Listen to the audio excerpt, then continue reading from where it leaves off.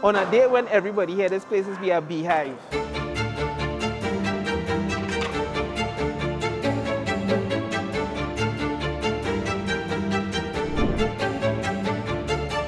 I would say I've been doing skateboarding since early 80s, mid 80s. 1986 is the first skateboard I actually got. It was an old kind of generic knockoff skateboard, an old Bruce Lee kind of character on it, and plastic wheels, and didn't really work or function very well, to be honest.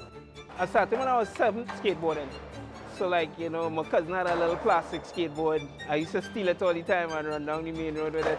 Then eventually I started getting my own boards and I never stopped. I only really got proper skateboarding equipment when I was about 12 or 13. And that's how we quickly realized as a child and growing up, like, what's generic equipment compared to professional equipment. And obviously, if you want to skate properly, you have to get proper skateboarding equipment. Well, this facility was kind of a surprise to us in that we used to skate the warehouse next door. And it's in like driving around, walking around, we stumbled upon the place and we got more information over time. And eventually, some of the members, they got permission from people they knew related to the CDA and they said, yeah, you all can go ahead and skate. So here we are. And what you see here is just about, you know, all of us just kind of just allocating funds and money and having little barbecues and just trying to do what we can do to make skateboarding happen. Without a proper facility for one to learn how to skateboard, it is almost impossible or really hard to learn to do it properly.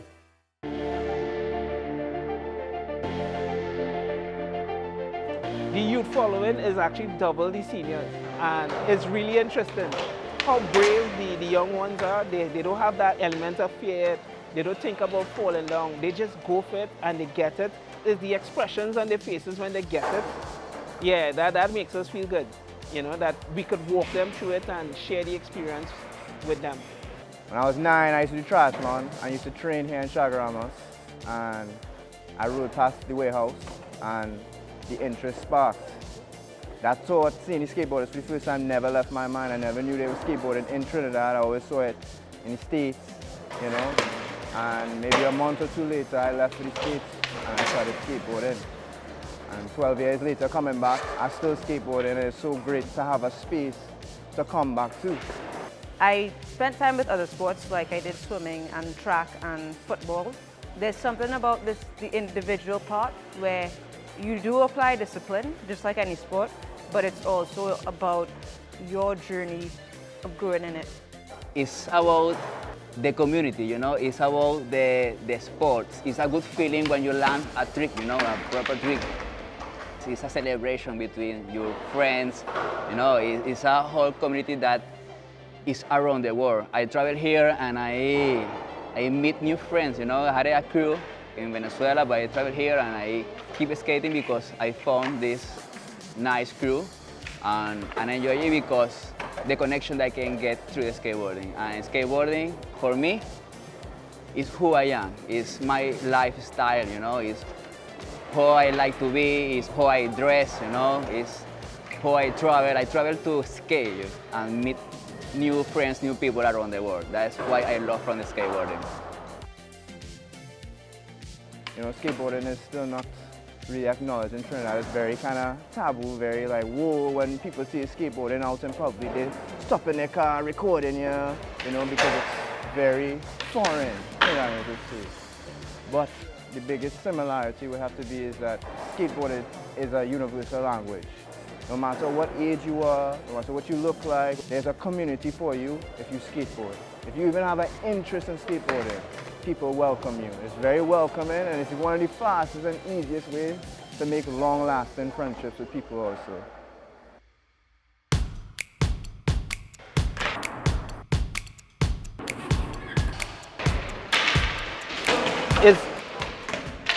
It's not for the weak at heart. It's a sport where you have to be willing to like fall down and take really hard falls. I think some of my skin is actually scars blended together, the amount of time I fall. Just like triathlon, you have to stretch, you have to eat properly, you have to get good sleep and good rest. It's the same thing for skateboarding. You can injure yourself very easily, not being focused on your skateboard, not stretching out, your muscles can tense up. It's the same thing. You have to take care of your body if you want to perform well on your skateboard. You try to take calculated risks because you don't want to hurt yourself. You know, I suffer a fracture, but you learn physical control, you learn control of your mind. You know, you'll get frustrated, but of course you overcome it. And you control your body because like there's nothing attached to the board, you know? So you learn body control, and when you learn our physical control and you start flowing the tricks and people start complimenting you, you feel really good about it.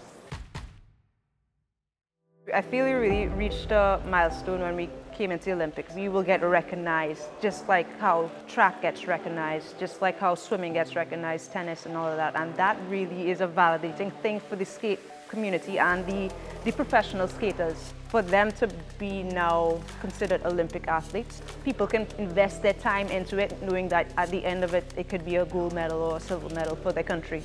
It shows that it requires a lot of skill, a lot of practice like any other sport. And also it's an extreme sport. It's a lot of risk.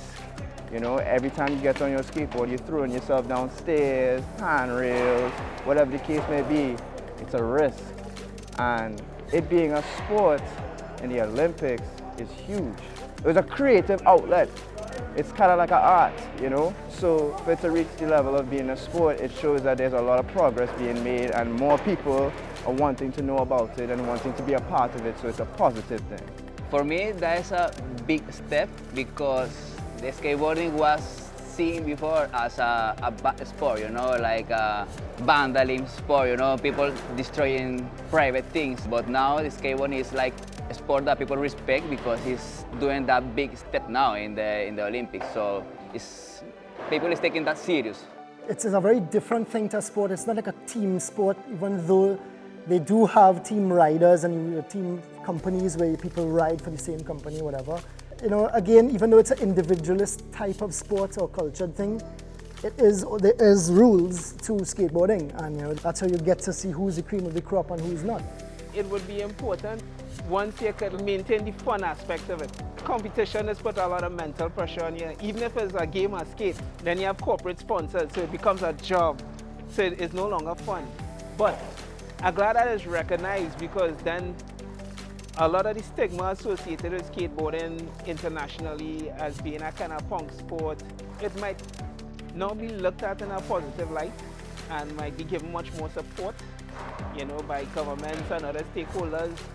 You know, of course, style is everything in skateboarding. It's how you tweak and how you push your foot out and what the judges look at in individualists of skateboarding. And it's hard to judge some stuff because some people don't like cookie cutter skateboarding, as in some things look too perfect. And if it looks too perfect, it kind of looks almost like, you know, some guys like to have a little sketch or a little gnarlyism, and it looks almost like they're unsure on a skateboard and like they're hanging on for their life, but they make it and, you know, they roll away from the trick. So far, there's been one Olympics so far with skateboarding, and I would like to see how small countries like us are preparing now to match up. It's now the chance for people to really go for it. It might also be a platform for newcomers to rise to aspire to.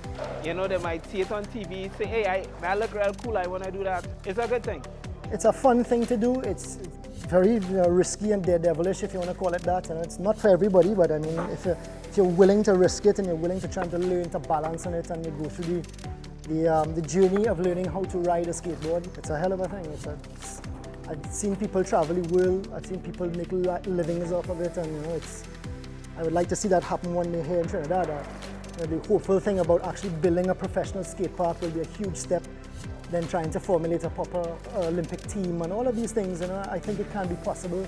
I think that Trinidad and Tobago is a huge potential spot for skateboarding. I think the biggest step in this right now is to get the Ministry of Sport and Youth and Education here in Trinidad and Tobago to recognize skateboarding as a sport. You know, it's been a sport since, I guess, early 60s, 70s, but now a newly inducted sport within 2020 from Tokyo Games. They need to recognize it. They need to take skateboards and skateboarding related equipment, safety equipment, helmets, pads, everything that goes relating to build a skateboard, and they need to take that tax exemption off of it. It needs to be removed from the Recreational Clause Act and put onto the Sporting Goods Act, making it way more affordable, accessible and available for the youth of the nation to be able to do it. Once the ministry then recognizes it and takes off with that, then please build us a skate park, because a proper facility is what we need. You know, without a proper facility, I can't really see it growing or getting too big. I mean, it is growing down here, but this is just a DIY spot with a handful of guys with just the love of wanting to do this, put this together. What makes a skateboarder as a skateboarder is somebody who can't stop doing this.